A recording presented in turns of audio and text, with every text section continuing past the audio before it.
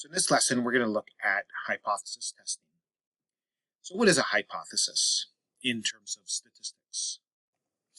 A hypothesis in terms of statistics is a statement about population parameters. And population parameters are just population measures, such as population mean, standard deviation, and variance. So these are all considered parameters. And by parameters, they really are statistics, in quote, that are associated with the population. Statistics themselves are measures such as mean, standard deviation, and variance of a sample. So that's the distinction between a parameter and a statistic. And here we have the values for a sample mean, a sample standard deviation, and sample variance. So those are statistics. These are parameters because they deal with population. So a procedure used to determine whether the hypothesis is a reasonable statement and should not be rejected, or an unreasonable statement and should be rejected, is known as a hypothesis test or hypothesis testing. Next, a statement about the value of a population parameter. What you're going to believe to be true, unless you get strong contradictory evidence, is known as the null hypothesis. And we abbreviate the null hypothesis with an H and a subscript little 0. Just know that the null hypothesis will always contain, or always contains, the equal sign.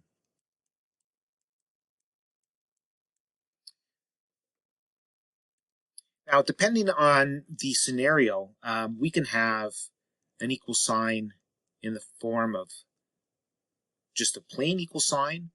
We can have less than or equal to, or greater than or equal to.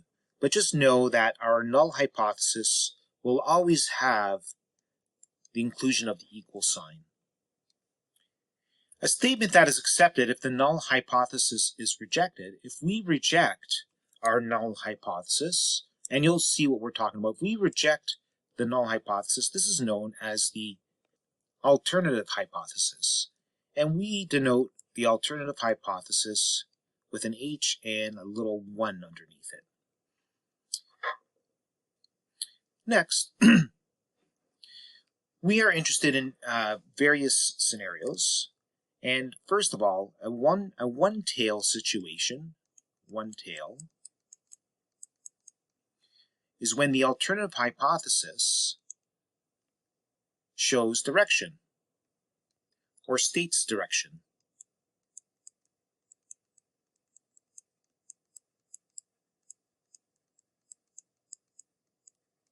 Okay, so here are two hypotheses, the null hypothesis and the alternative hypothesis. So it's saying here the mean income of females is less than or equal to the mean income of males. So keeping that in mind, you could see that there's direction in this case, less than, greater than, and we could say less than or equal to looks like this, and greater than looks like that.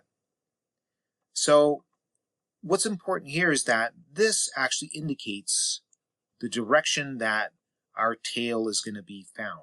So greater than means it's going to be, it implies right tail. And we're going to do a whole bunch of examples to put this together. The second scenario you're going to come across is a two-tail situation. And that's when no direction is specified.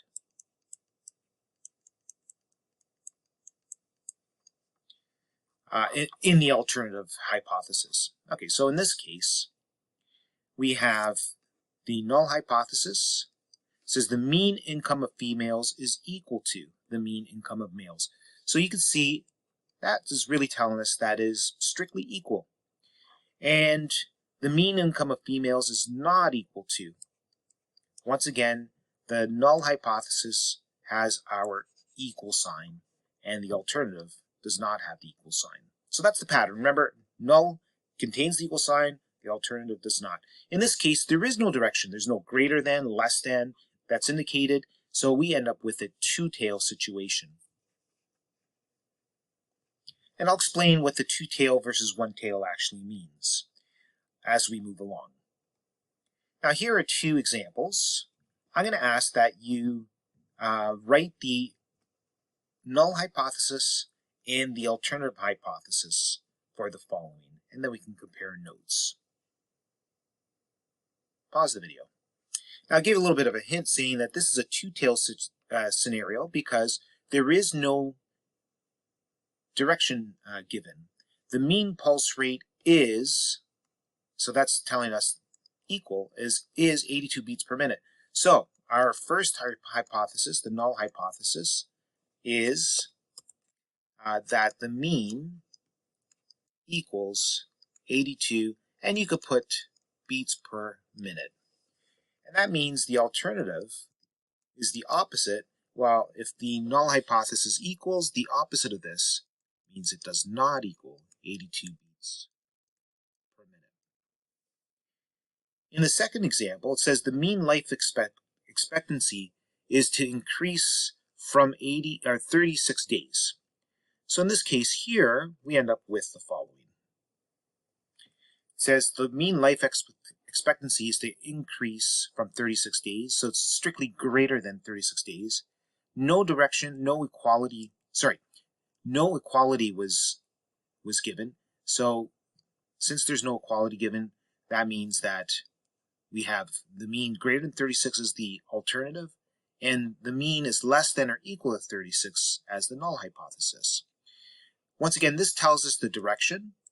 So this is pointing, saying greater than, this is going to be a right tail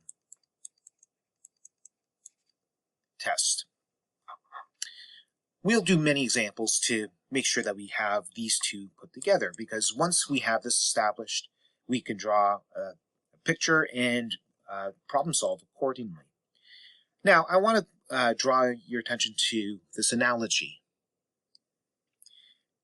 because there are two types of errors that can be made. So suppose we had the result of a trial, and the null hypothesis is saying that you are actually, or the person on trial is innocent. So it's true that the person is innocent, but we reject the null hypothesis. We reject this, and we actually convict the person, and that ends up meaning that we have an error. If the null hypothesis is false and they're not innocent, in other words, they're guilty, and we convict, then this is actually correct. It was the correct decision. Likewise, if we acquit the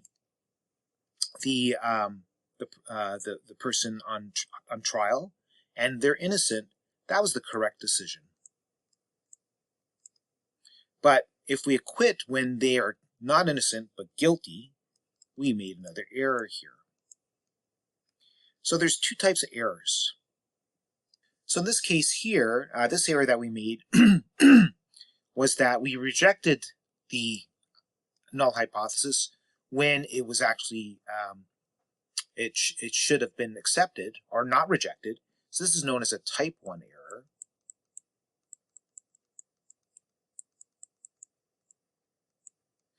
And in the second case, we accepted the null hypothesis when it was actually false. That is known as a type 2 error. Okay, and once again, we know these are both correct decisions. So, in terms of this trial, scenario, is there a situation that you know of where a person was considered guilty but they acquitted? What's the famous case? Does anybody know what the famous case is? The one that comes to mind is the O.J. Simpson. And I'm not sure if you thought about that or whether or not you know about the O.J. Simpson case, but that was a very famous case. And that would be a situation where the a type 1 error was actually made. So once again, type 1 error and type 2 error, what does that mean? So once again, type 1 error is we reject H naught, the null hypothesis, when it is true. And type 2 error, we do not reject H naught. In other words, we can think of it as accepting, very loosely, when it is false. What we're really going to be working on is, when we're dealing with hypothesis testing, is to measure the type 1 error. The next aspect of hypothesis testing is this level of significance, and that is the maximum probability of committing a type 1 error.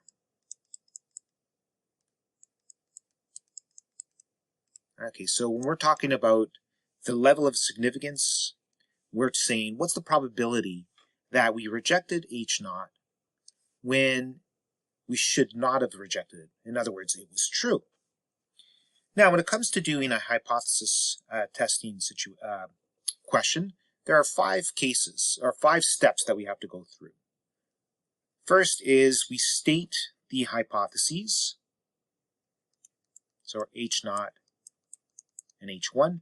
Second, we find critical values. By critical values, these are Z values for large sample size and greater than or equal to 30, or T if n is less than 30. We compute the test value. In other words, we do the Z-score, or in its place, T-score, if we're dealing with a small sample size. And once we have the Z-score or T-score, we make a decision as to whether or not reject H naught, do not reject H naught, and then we state our conclusion. Okay, what is it that we've actually found by performing this hypothesis test? Next, some more jargon to get under our belts. This idea of the critical region or rejection region. So we can call this critical region or rejection region.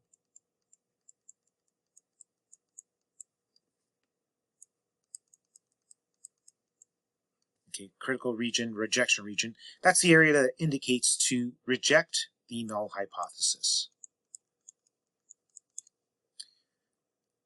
The non-critical region is the area that indicates do not reject the null hypothesis. The Z-test is basically taking the Z-score. You take the sample mean subtracted from the population mean and divided by the standard deviation divided by the square root of sample size.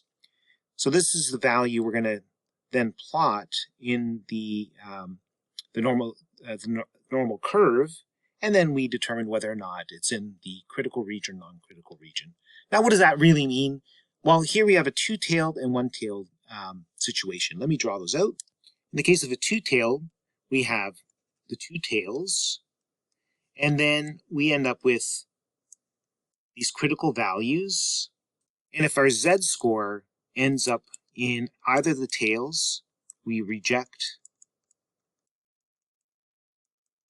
H naught.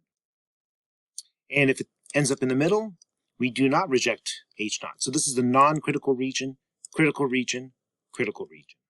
In terms of the one-tail test, we have a left tail and a right tail. And once again, if our values are for the Z-score are in the critical value or critical regions, we reject H naught. Otherwise, we do not reject H naught. So once again, in terms of pattern, if we have equality and non-equality, it's two-tailed. So we look for this situation here. And if it's going to be right or left tail, we have the following. And this tells you which side the tail is on. Okay, so just pay attention to that detail. I'll do some examples on the next video. That's just the intro to understanding how this all comes together.